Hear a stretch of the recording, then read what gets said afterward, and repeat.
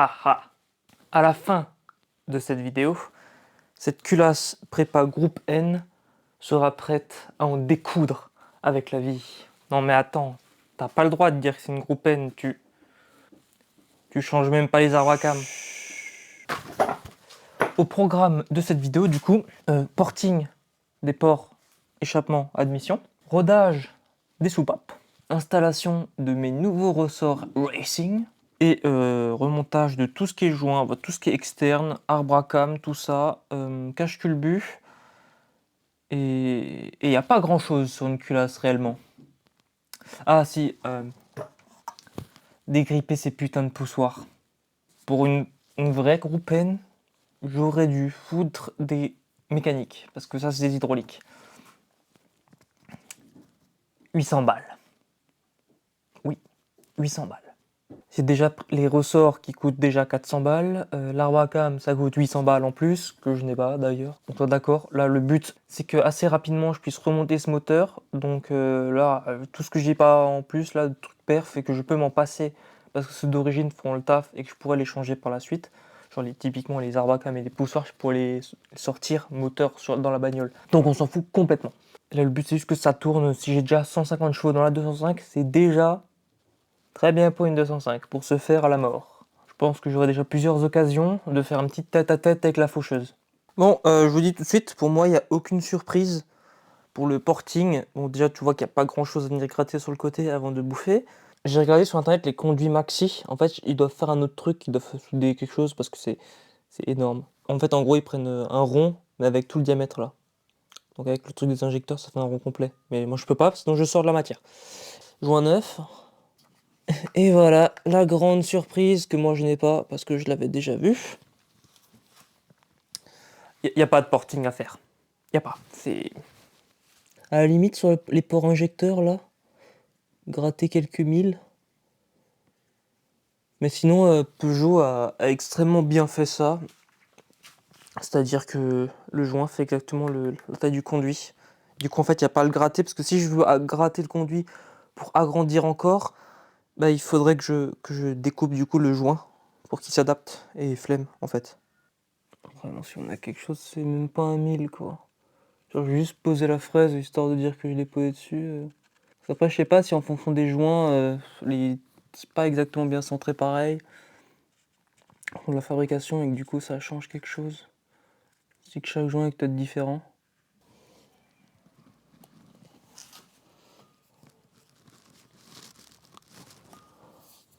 Évidemment, n'oublie pas les lunettes de sécurité. Hein.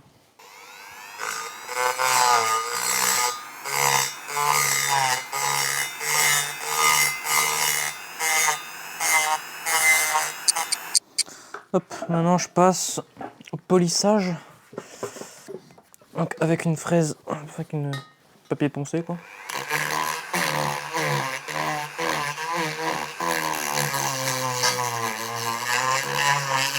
Là, je sais pas, vous voyez, il y a une ligne. Et en fait, du coup, dans les conduits, il y a une trace de fonderie à cet endroit-là. Du coup, je vais essayer de l'effacer un peu.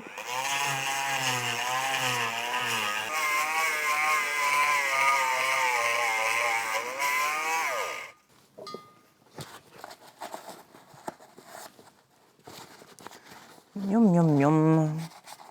Miam miam miam. Ça reste un peu rugueux pour que l'air et l'essence se mélangent bien, vu que là on a l'injecteur qui va chier là. De toute façon, le polissage, ça t'apporte pas vraiment grand chose non plus. Hein. On va pas se mentir. Pour ce qui s'agit de l'échappement, ça sera pas la même chose, je pense. Bon, déjà j'ai 2 fois plus de conduits à faire. Oh putain de sa mère! Ah ouais, par endroit on a 2 mm. Hein. Là on a un vrai effet escalier. En plus le joint d'échappement il est un peu épais, qu'il est en ferraille. Donc ça fait une grosse marche. Voilà, comme tu peux le voir, il y a mon trait noir qui est le bord du joint. Donc il faut que je bouffe tout le trait noir. Et le reste ça... Et on peut voir que ça décale tous du même côté. Tu vois. Donc on va bouffer ça, peut-être pas entièrement, parce que le joint après il peut toujours bouger un peu, donc se mettre pas pile en face. Mais on va au moins limiter la merde quoi.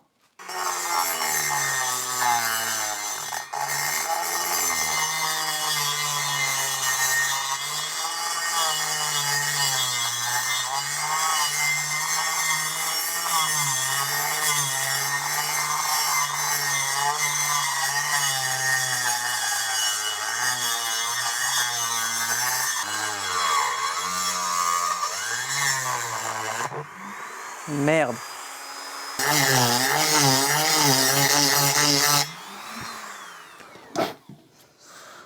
Ouh. Ce fut long.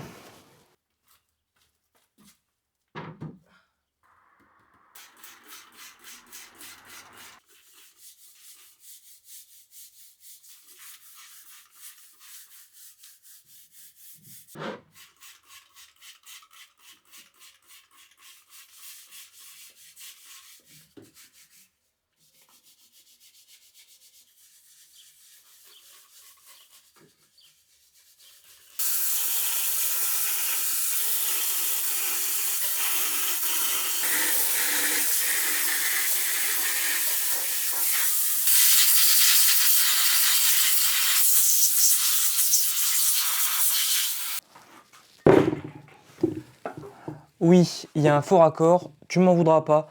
Faire le porting, polissage, nettoyage complet de la culasse, ça m'a pris la journée hier. Donc là, avant d'aller plus loin, on va commencer par faire le rodage de toutes les soupapes.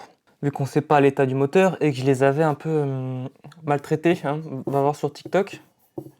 Je les ai nettoyées à l'ancienne. Et je vais également vous montrer quelque chose que j'ai beaucoup vu sur YouTube et qui me plaît pas trop en fait. Donc je vais vous expliquer tout ça.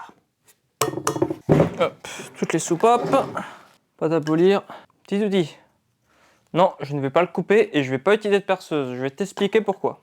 Donc pour le polissage, on a deux pâtes. On a une pâte gros grain et une pâte grain fin. Donc en fait c'est un peu comme de la pâte à polir.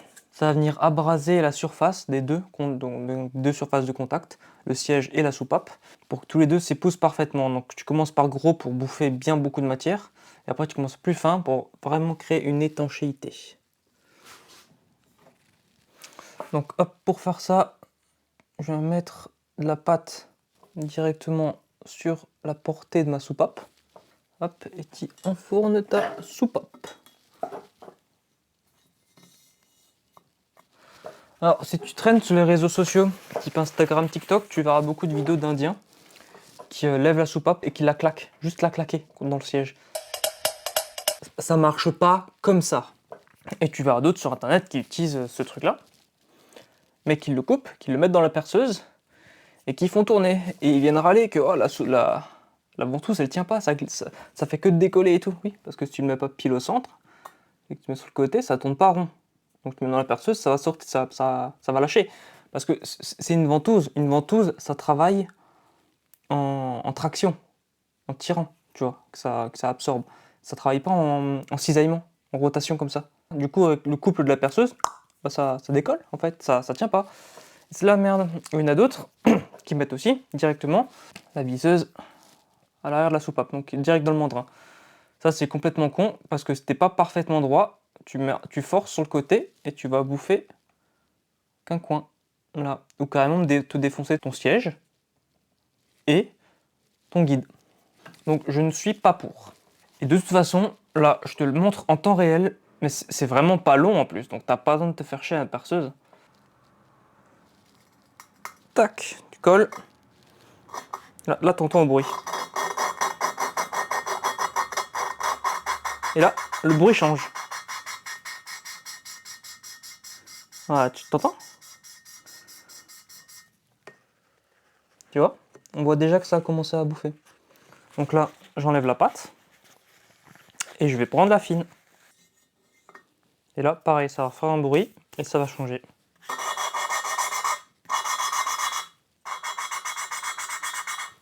Tu verras peut-être mieux avec la lumière.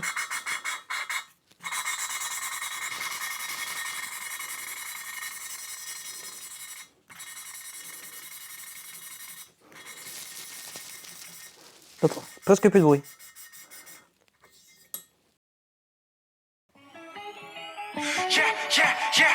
I'm in the whip with authority, looking like Skybri, she got a body, ayy. And she been calling me daddy lately, want me to put her in Cartiers, and the bitch deserve it. Put in work for the money, she earn it. Give me top every night, lip service. Now I gotta block these hoes, she worth it. I'm out in Abu Dhabi with a bad bitch, look like Skybri, ooh, right beside me.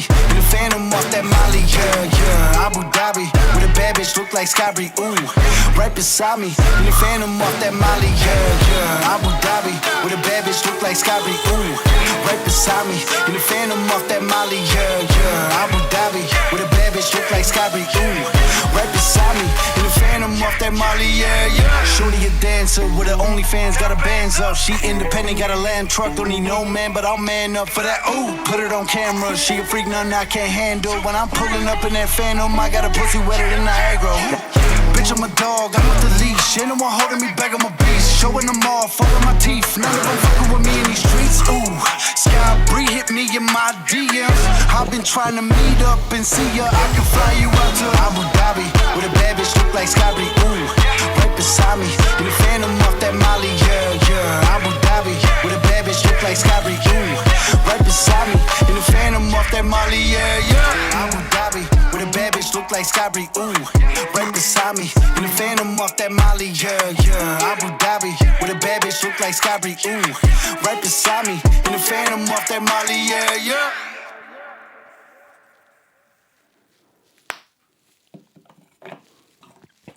En fait, ce qui est le plus long dans le processus, c'est pas le processus en lui-même de rodage, c'est de mettre et d'enlever la pâte. Parce qu'il faut le faire 2 fois par soupape.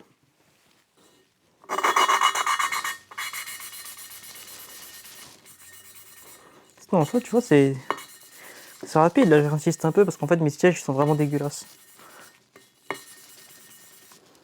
Il y a des endroits, je suis pas sûr que la soupape elle est prise partout. On verra bien. Ça me ferait chier de devoir aller chez l'usineur pour me faire des sièges. Voilà, alors qu'est-ce que ça dit tout ça? Ah bah, ça dit que globalement c'est pas trop mal. Hein.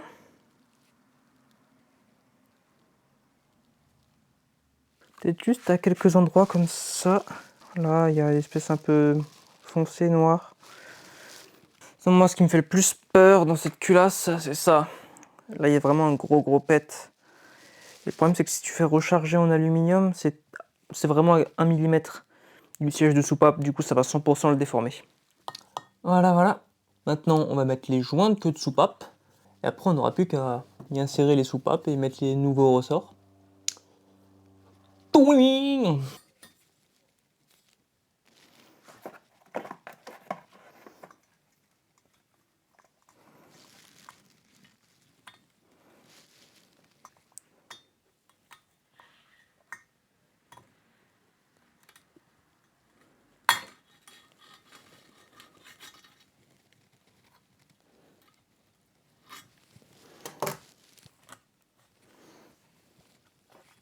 C'est trop facile pour que ce soit vraiment mis dedans. Là.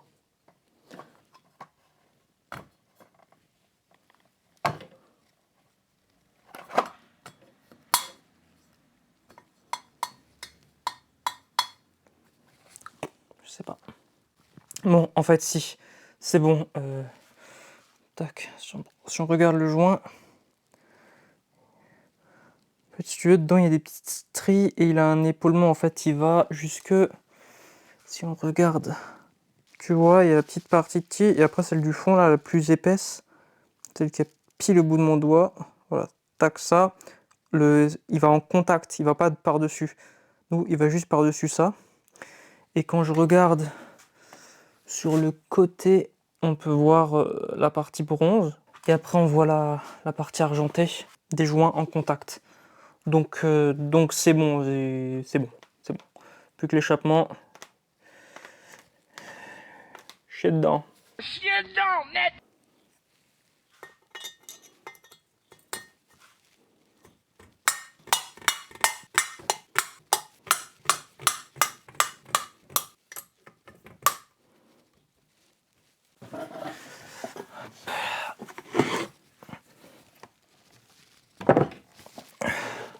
Bon, du coup, les nouveaux ressorts et coupelles que je vais mettre, c'est du 4 cam. Donc j'ai remarqué une grosse différence juste en portant les paquets par rapport aux origines. Donc un ressort et une coupelle d'origine. Donc ça, tu le sens à la main, c'est assez lourd. Et un ressort et une coupelle 4 cam.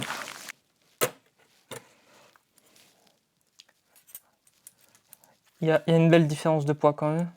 On peut voir que la 4 cam elle est plus épaisse, la coupelle.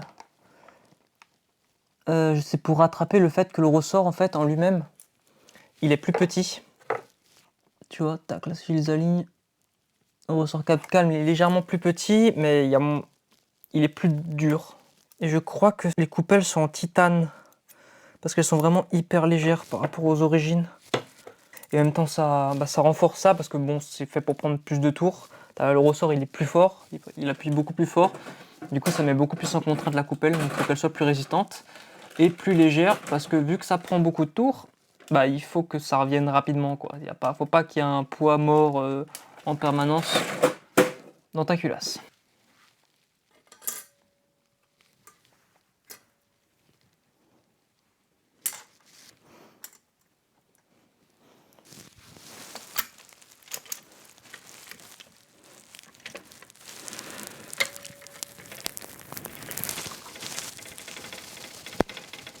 Ah, putain, ils sont vraiment plus durs que les originaux. Ça, merde. Il reste debout, toi. Ok.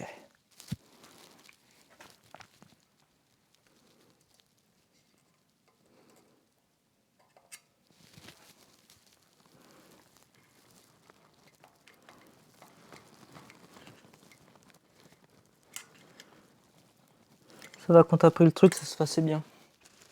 Ouh, putain, ça fait peur de fou, t'as l'impression que tu vas enculer ta culasse de l'autre côté.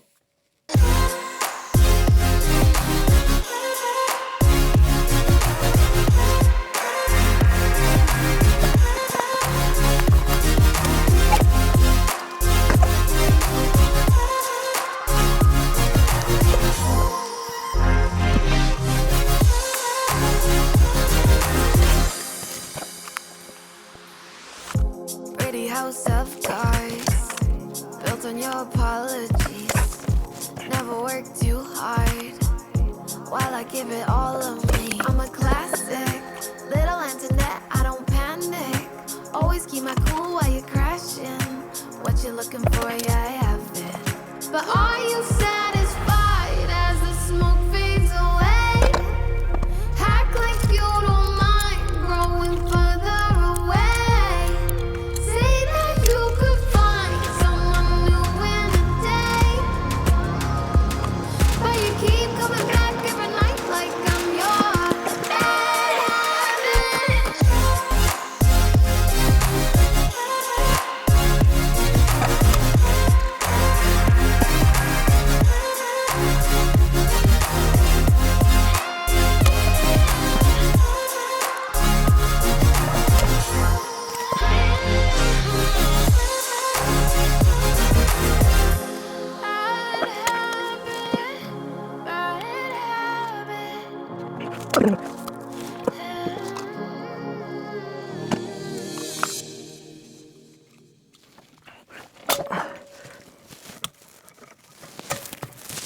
Oh putain, ça fait mal aux mains. La dernière.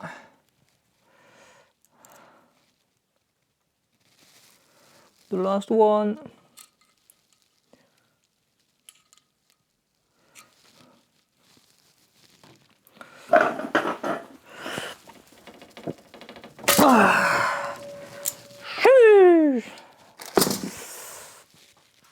Bordel. Le truc le plus chiant, c'est que au fond, le ressort il est appuyé. Enfin, il y a une bague, il faut qu'il se mette autour. Et le truc, c'est que vu que je suis penché là, quand je la mets pour le premier coup, il faut que je le replace pour qu'il se mette bien dedans. Genre. Yeah, boy. Je suis content, j'ai bien avancé ce matin là. Je peux même vous dire combien de temps ça fait. Donc, en 20 minutes, j'ai fait mes 16 soupapes avec les ressorts durs. En plus, je dois filmer tout ça. Pourquoi là, il est marqué 1 ? Non, mais j'ai déjà marqué ça hein. Sur l'admission, sur le port 4 Ou sur le port 1, il y a marqué 1. À l'échappement, sur le port 4, il y a marqué 1. Là. Je comprends pas. Et là, en plein milieu, il y a marqué 1. Pourquoi? Pourquoi faire? C'est quoi 1? C'est-à-dire quoi? Donc là, je viens de mettre les bougies. On va mettre de l'eau.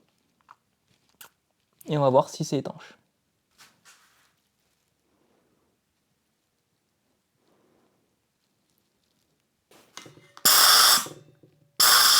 Ah bah ça commence bien.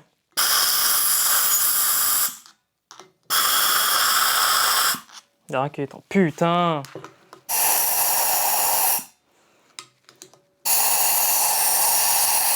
Oh, j'en ai une qui est étanche. Putain, celle-là je pensais, mais... Non.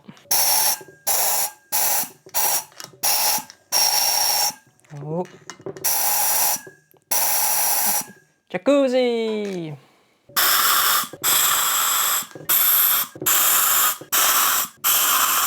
Bah je peux aller me faire enculer en fait, hein. J'en ai une. Une qui est étanche. Je sais pas là si c'est vraiment mes sièges et mes soupapes qui sont défoncés. Ou faut juste que je rôde plus.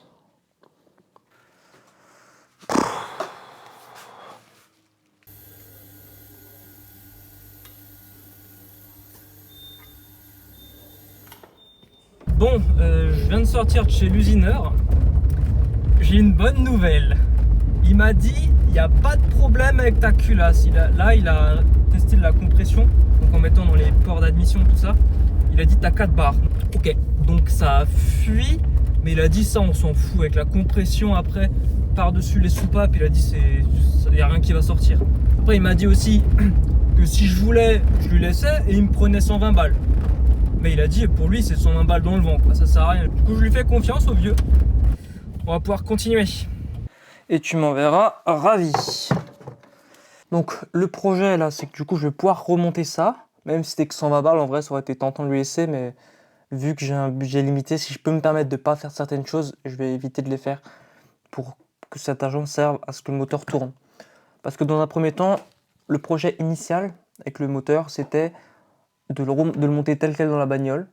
Et quand j'avais les thunes, de le full démonter, le mettre à neuf et de le préparer.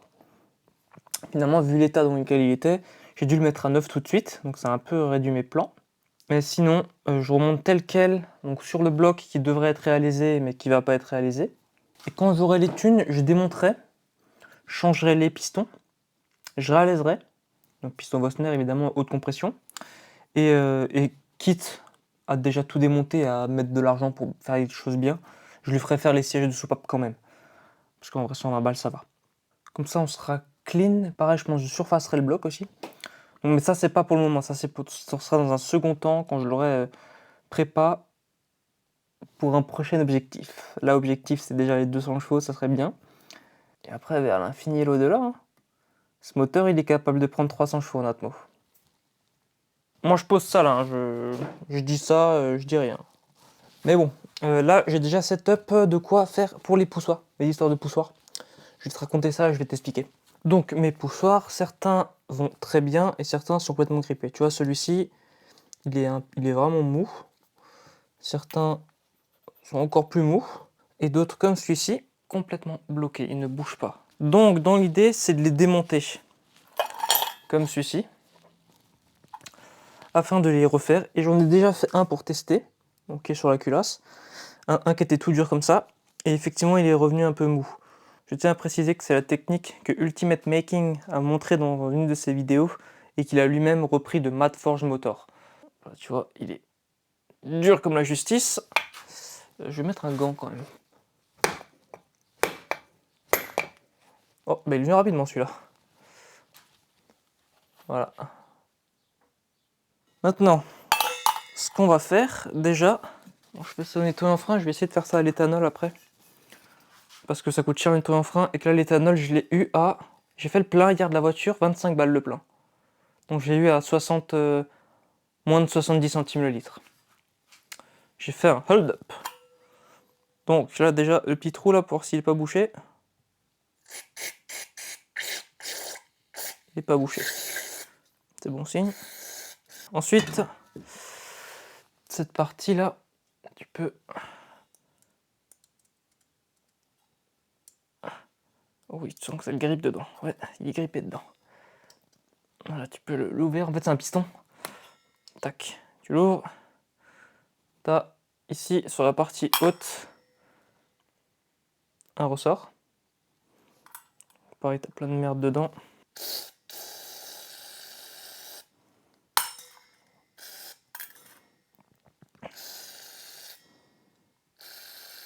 Cette partie-là, c'est la partie avec la bille. Donc pour ça, moi j'utilise un couteau. Parce que j'ai rien de plus fin. Là, tu vois ce petit chapeau là, c'est un espèce de clip. Le circlip, il s'enlève.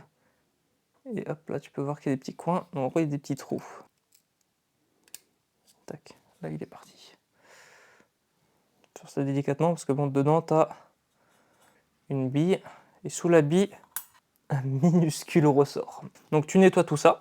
Une fois ça fait, moi ce que je fais c'est que j'ai un petit pot d'huile. Bon, c'est un milkshake d'huile. Donc, le petit capuchon, un petit peu d'huile.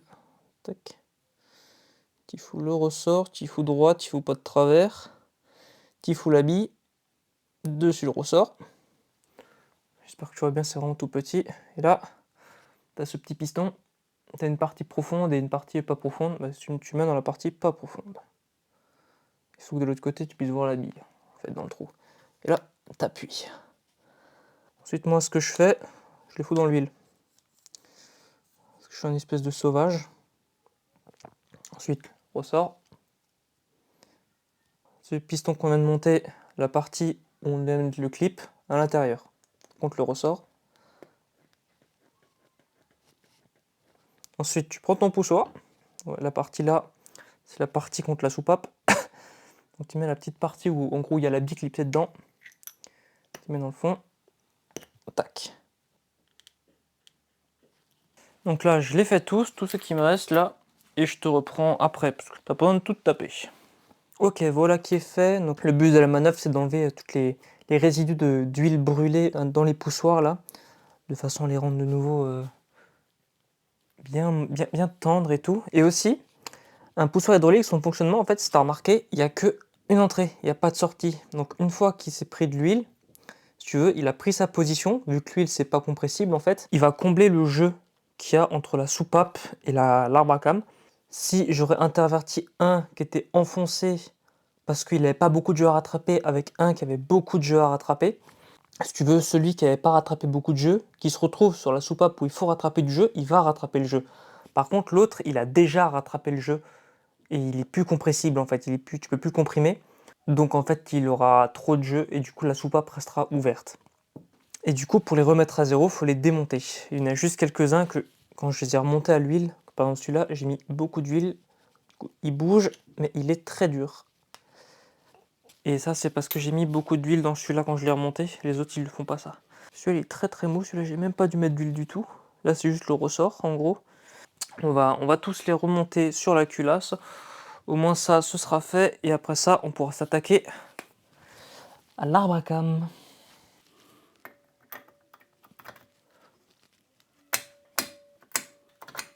Tu vois, je te disais, mou, un peu dur. C'est toujours mieux de faire ça, même si c'est pas parfait. Il y en a qui sont plus durs que d'autres, que de les remonter sans le faire et du coup de les mettre au mauvais endroit. Et comme ça, là, au premier démarrage, ils vont se gorger d'huile et rattraper les jeux. En soi, c'est bien les poussoirs hydrauliques parce que t'as pas à faire le jeu aux soupapes. Mais ce qui les rend chiant, c'est que tu peux pas prendre de tour non plus. Allez. Hop là, ça, c'est fait. Et voilà, donc j'ai ressorti toutes les pièces, j'en ai nettoyé certaines. J'ai tout nettoyé, brossé, enlevé la rouille. Celle-là, je l'ai peinte. Là, j'ai les joints et le boîtier d'eau que j'ai également nettoyé entièrement et que j'ai déjà mis le Calorsta dedans. Ouverture à 89 degrés. Donc, on va tout de suite poser les arbres à cam sur la culasse. Donc celui-là, vu qu'il a le petit téton, là, c'est l'admission, mais j'avais marqué un truc dessus. Admission. Et d'ailleurs, ce que je voulais faire, c'est faire une mesure.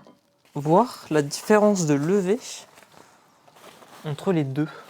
On va Sortir le bon vieux Mitutoyo, voilà, que j'ai tombé du camion. 37. Et à l'échappement.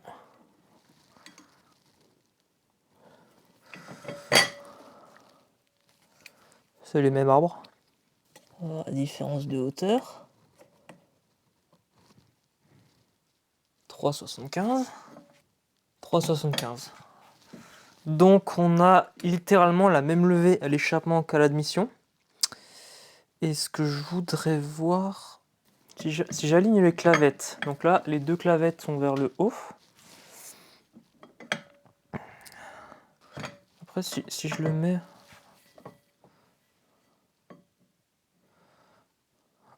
Quoique. Admission, échappement. Là, donc sans faire gaffe à où est la clavette. Si tu les mets dans la même position, donc ces cames-là dans la même position que celle-ci, bah celles d'à côté, elles sont toutes pareilles en fait. Toutes les cames sont pareilles. Donc c'est le même arbre, mais pas incliné dans le même sens. Ok, c'est intéressant. Du coup, sur ce moteur-là, il n'y a pas d'intérêt à faire comme Ovid l'a fait, à mettre une came d'admission à l'échappement. C'est déjà le cas d'origine en fait. C'est génial, Peugeot c'est des génies vraiment. Je suis ce qu'on appelle dans le milieu un énorme connard. Parce que j'ai pas enregistré en fait, j'ai juste pas enregistré, je suis un connard, c'est tout. Donc j'ai placé mes arbres à cam, j'ai mis de l'huile sur les paliers, tout ça pour pas que ça soit monté à sec. J'ai remis les paliers, sachant que le numéro 1, il est côté boîte. Et après, tu as 2, 3, 4, il y a des petits pions de centrage, du coup, tu peux pas le mettre à l'envers, le palier. J'ai commencé à mettre les vis, et il y en a 5 que je ne peux pas mettre, des vis d'origine, parce qu'elles sont rondes, en fait, elles sont rondes. Du coup, j'avais acheté le nombre de vis qu'il fallait en neuf, mais tu vois que c'est pas les mêmes vis. Ça, c'est la neuve. Elle n'a pas la rondelle, et elle est beaucoup plus longue.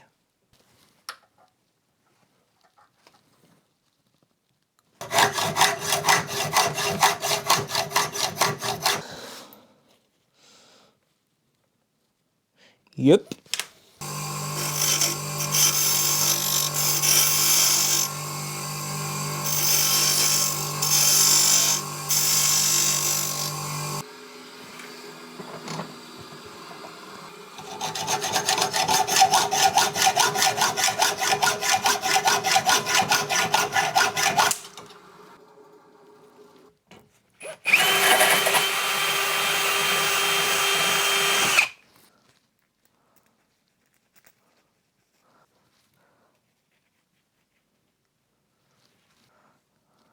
Ancienne, nouvelle.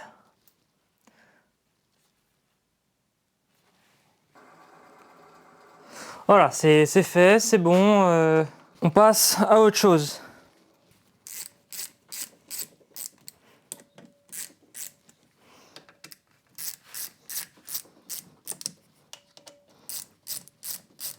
Alors bon, je sais pas si c'est la méthode, hein, j'ai pas vérifié la RTA. Mais en gros, quand ça, tu vois là, ça commence à, ça plane. Du coup, je serre jusqu'à ce que je sens de nouveau une contrainte. Genre là, bam, je suis en contrainte. C'est que ça c'est en contact. Et du coup, en fait, je vais sur un autre palier. Et du coup, tu te rends compte que l'autre palier, bah, par rapport à là où il était avant, bah là, il flotte complètement. Parce que juste mettre en contact un, ça a déjà commencé à appuyer. Et du coup, par effet de levier, en fait, sur les autres, ça les a déjà mis du mou. Et pour éviter que l'arbre à cam il explose, bah, du coup, tu fais, dès que tu mets un peu de mou d'un côté, et bah, tu resserres. D'ailleurs, je viens de me rendre compte d'un truc. C'est qu'avant d'appuyer sur les soupapes, ça serait peut-être pas con de surélever la culasse pour peut-être éviter que les soupapes en question viennent faire bisous bisous avec l'établi. Hop là. Pour ceux qui ne sont pas dans la mécanique et qui ne savent pas pourquoi je prends autant de temps à serrer ça en faisant petit à petit, c'est qu'en fait les arbres à cam ils ont un traitement thermique, ils sont trempés en fait, ce qui le rend hyper dur Donc à couper, c'est infernal. Et le fait qu'il soit hyper dur, ça le rend aussi cassant au moindre mouvement. Un métal qui est tendre, tu vas pouvoir le plier comme ça, il n'y aura pas de problème. Un métal dur, il va pas bouger, mais au moment où il va bouger, ça va péter net. Comme du verre. Donc il faut éviter de lui mettre des contraintes. Et vu que tu as des soupapes, des cames qui appuient directement, celles-là elles appuient pas, celle-là non plus. Mais celle-là, tu vois, elle est en train d'appuyer sur le ressort. Et en plus, j'ai un ressort qui n'est pas au tarage d'origine, qui est beaucoup plus élevé. Donc ça augmente les chances de casser. Parce que ça va mettre une pression que d'un côté, pas de l'autre. Du coup, tac, il est pété. Voilà, en gros. Bon, je viens de vérifier sur la RTA. C'est un pré-serrage à 5 décanewtons, puis un serrage à 1 décanewton. Ça nous donne respectivement 5 Nm et 10 Nm. Je suis peut-être déjà bon là, je sais pas, j'en ai aucune putain d'idée. Clic clic, hein. Écoute, que veux-tu? Clic clic. En fait, je garde ma main dans la même position sur le cliquet, de façon à ce que quand j'arrive au moment où en appliquant à peu près la même force, ça bouge pas, c'est que le serrage il est à peu près homogène. Le but là c'est vraiment que c'est homogène, parce que je pense que là j'ai déjà dépassé leur 10 Newton. Et sinon ce qu'on peut faire, c'est qu'on peut déjà mettre les poulies, le boîtier d'eau, et ça. Ah, et... sans oublier ça.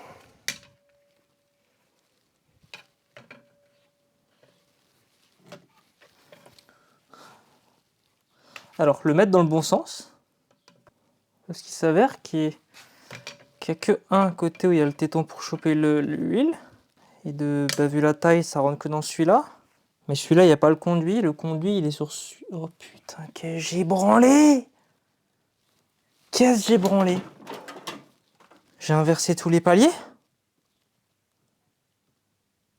Non. Je vais aller m'attraquer les couilles. Et je reviens après.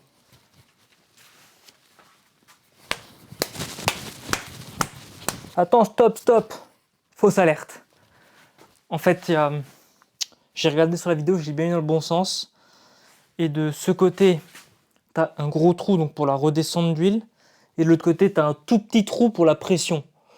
Et en fait, quand tu regardes, il n'est pas aligné. It's normal.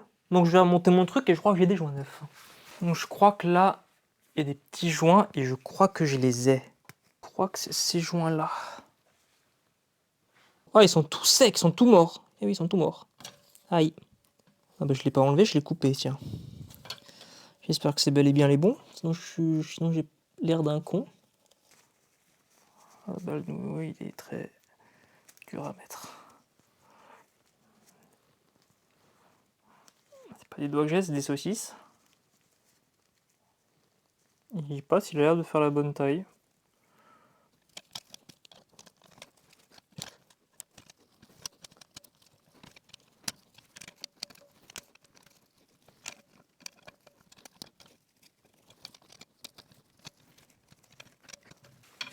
Maintenant, on va s'amuser à placer tous les petits joints.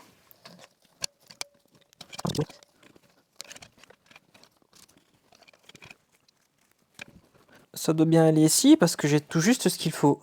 Pas un seul en rab. Parce que les joints, ça n'aime pas être monté à sec.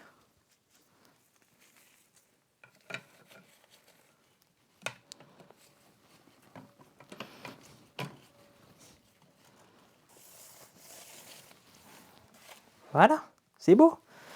C'est dommage que j'ai pas le cache-lubu, là, j'aurais pu le mettre. Oh, si, allez, tu sais quoi, juste pour te faire plaisir, je vais juste le poser, histoire qu'il n'y ait pas de la merde qui tombe dedans. Voilà. Putain, le doigt dans l'huile, j'adore ça.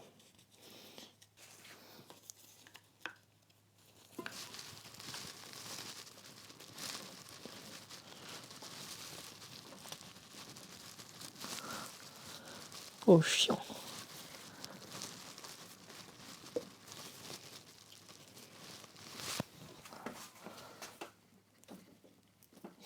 Ça se fout vraiment à la main si facilement. Alors, je le mets à fleur, pas plus loin. Parce que, pourquoi? Parce que ça sert à rien. Après, je l'ai bien huilé, donc c'est peut-être pour ça qu'il s'installe si facilement. Avec mes huiles du démon. Dans l'idée, ça l'enfonce, mais pas plus que le cafleur. Parce que t'as le bout de bois qui t'empêche de le foutre plus qu'à fleur. Les poulies, comme on l'avait déjà dit dans la première vidéo, c'est les mêmes, même si elles sont marquées 1 et 2.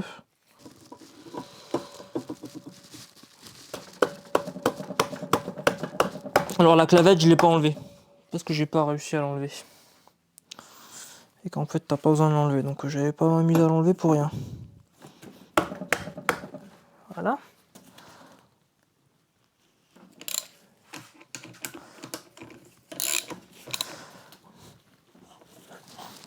Tu vois, ça tourne. Bon. On va dire que c'est bon. Je retourne la culasse et on s'attaque au boîtier à eau et j'aurai fini pour ce que je voulais faire là maintenant.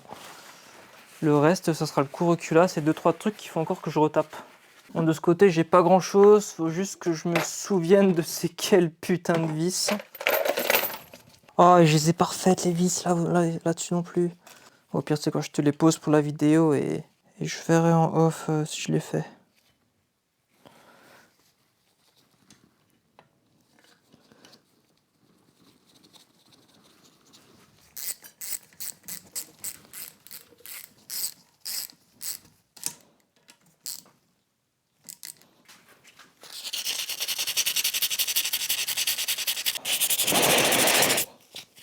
Ah, on n'a pas de la lumière. Il n'y a pas de joint pour ça.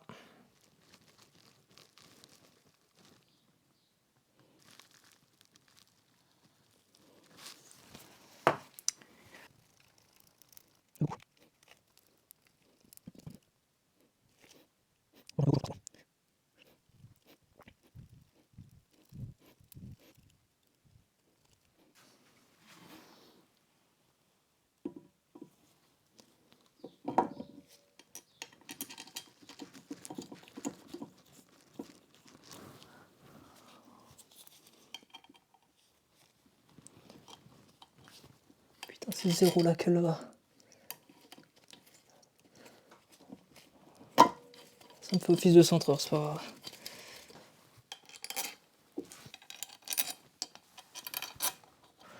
Bon, moi, en attendant que je fasse les petits trucs qui me restent à faire, c'est-à-dire que j'ai le cache-cul bleu à faire, je pense les vis, là, je vais les refaire aussi.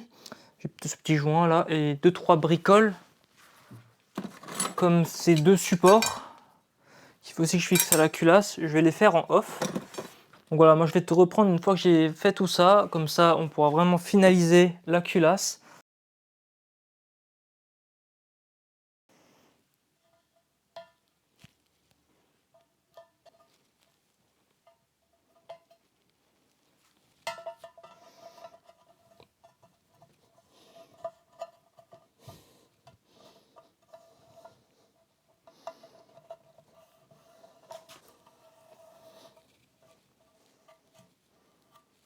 Tu vois ces 4 joints, c'est introuvable sur internet.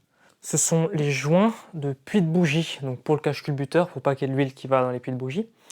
Et ces 4 putains de joints, j'ai trouvé un seul site qui les vend encore. C'est un site un peu douteux, qui a encore le design des sites des début des années 2000, tu vois.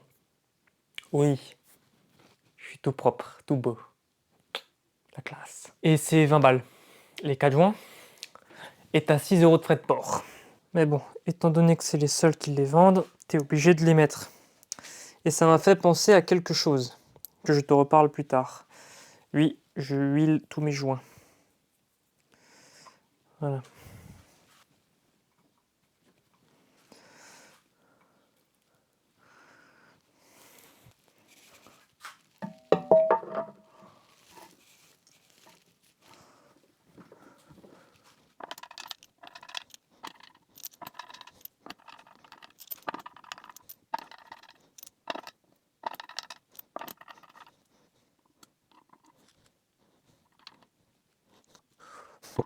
C'est bon.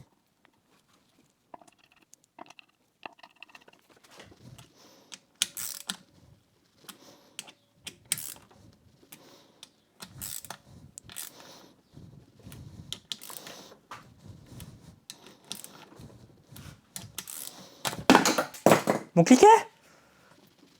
Clic, clic. Bon, pour la petite mise au point, du coup, ce que j'ai fait en off là-dessus, donc déjà, je l'ai peint.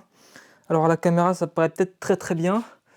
Il faut savoir que j'ai fait ça avec la bombe action. J'ai pas pu enlever toute la peinture qu'il y avait en dessous. J'ai frotté comme je pouvais, comme vous avez pu voir dans les petits extraits. Et du coup, en fait, si tu zoomes dedans, tu vois, c'est pas très propre. Et vu que c'est la peinture action, c'est beau de la haute température. J'avais déjà peint un truc avec, nettoyant frein, ça l'a complètement enlevé. Du coup, peut-être que de l'huile ou de l'essence, ça va le virer. Donc, je sais pas. Ici, j'ai rechangé toutes les vis. J'ai mis des vis noires, c'est des hexagonales BTR. J'ai remis le capteur d'Arbacam. J'ai également mis les joints, les goujons d'admission. Pareil pour l'échappement, j'ai mis les goujons, le joint et les petits vis. J'ai serré les poulies au couple, 50 Nm, quelque chose comme ça. Donc j'ai utilisé l'empreinte qu'il y a sur l'Arbacam pour faire ça. J'ai évidemment, comme pour la culasse sur le cache-culbut, j'ai retaraudé tous les filetages.